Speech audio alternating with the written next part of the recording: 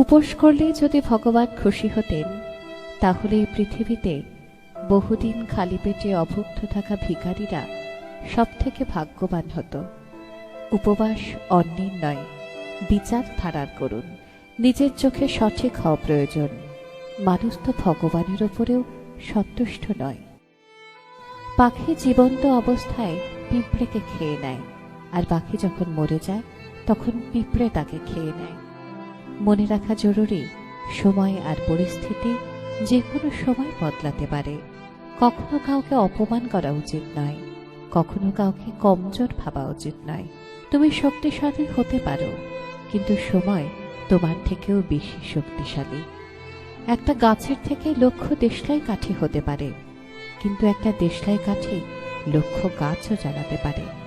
কোনো মানুষ যতই মহান হোক না কেন, কিন্তু প্রকৃতি কখনোই কাউকে মহান হবার সুযোগ দেয় না। কোকিলকে কণ্ঠ দিয়েছে, কিন্তু রূপ কেড়ে নিয়েছে।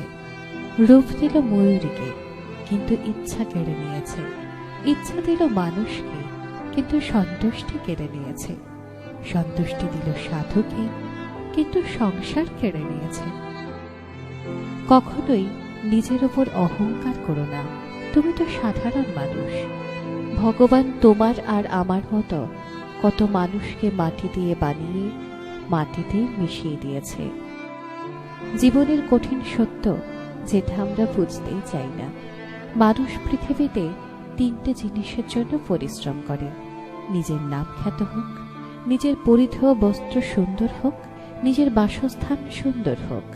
কিন্তু মানুষ মারা যাবার পর ভগবান তার এই তিনটে জিনিসই সর্বপ্রথম বদল করে দেয়। তা হলো নাম, যা হয়ে যায় স্বর্গীয়; বস্ত্র, সাদা থান বা কফন; বাসস্থান, শ্মশান। শেষ করার আগে সুন্দর কয়েকটি লাইন শুধু তোমাদের জন্য।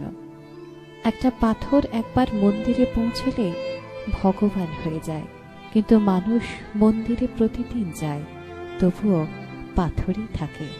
আর এই মেসেজটি ভালো লাগলে সবাইকে, নিজের আপনজনদেরকে শেয়ার করুন।